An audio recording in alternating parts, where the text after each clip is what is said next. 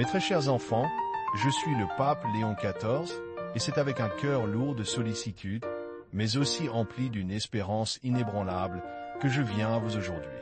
Avant que je ne déploie devant vos yeux et votre âme la parole que Dieu m'a inspirée, je vous demande, avec la simplicité d'un père, de bien vouloir aimer cette vidéo et de vous abonner à notre chaîne. C'est ainsi, mes enfants, que cette lumière pourra continuer de se propager et d'atteindre ceux qui, dans l'ombre, cherchent encore un chemin vers la vérité.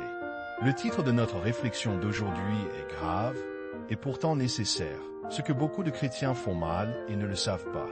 Mon propos n'est pas de juger, mais d'éclairer.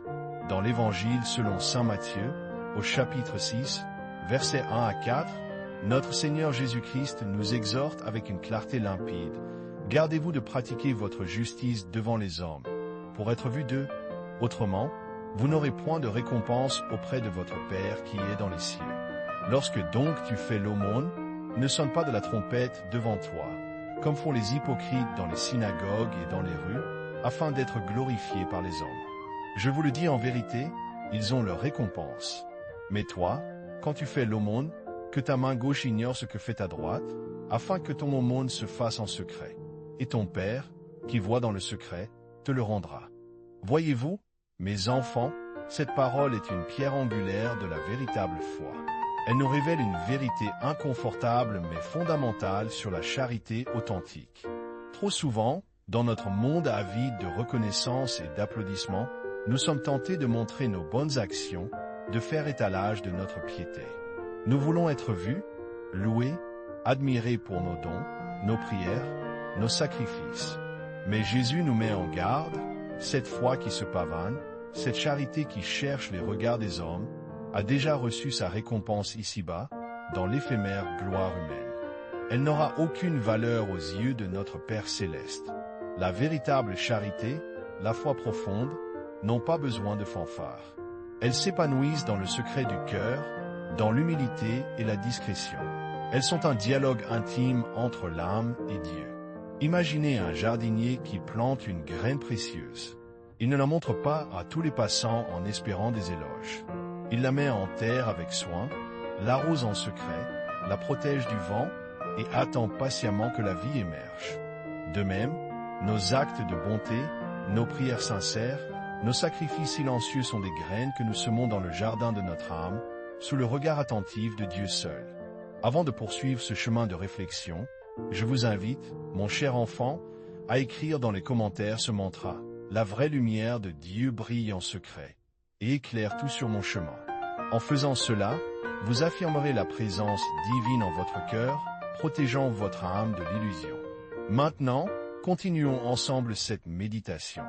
Mes chers enfants, cette mission qui nous est confiée, celle de partager la parole divine et d'apporter réconfort et lumière à tant d'âmes égarées, repose sur un don précieux, le vôtre.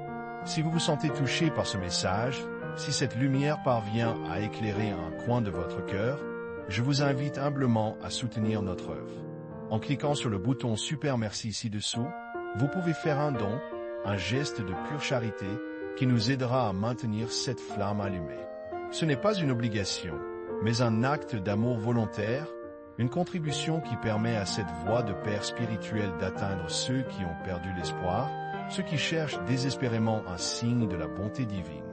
Chaque offrande, aussi petite soit-elle, est une main tendue qui fortifie notre capacité à semer la parole de Dieu dans le monde. Que votre générosité soit bénie.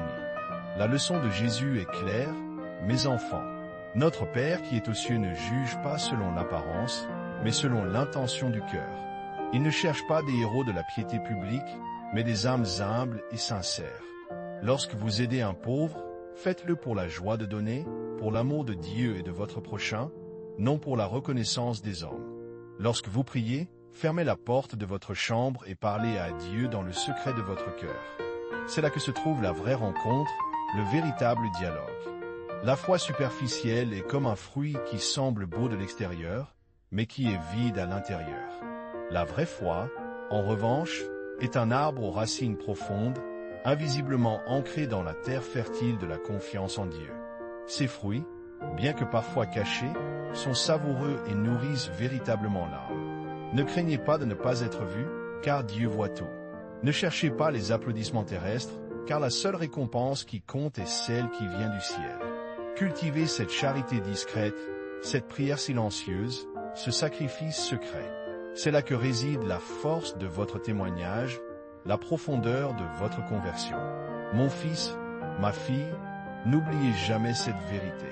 La grandeur de votre foi ne se mesure pas à l'éclat de vos actions aux yeux du monde, mais à la pureté de votre intention aux yeux de Dieu. Que le Seigneur vous accorde la sagesse de comprendre et le courage de vivre cette charité véritable. Avant de nous quitter, je vous invite à écrire dans les commentaires « Mon cœur est lumière, et aucune ombre ne peut l'obscurcir ». Laissez cette affirmation résonner en votre âme, comme un sceau divin sur votre chemin de foi. Que la paix de Dieu, qui surpasse toute intelligence, garde vos cœurs et vos pensées dans le Christ Jésus. Allez en paix, et que la grâce de notre Seigneur vous accompagne toujours.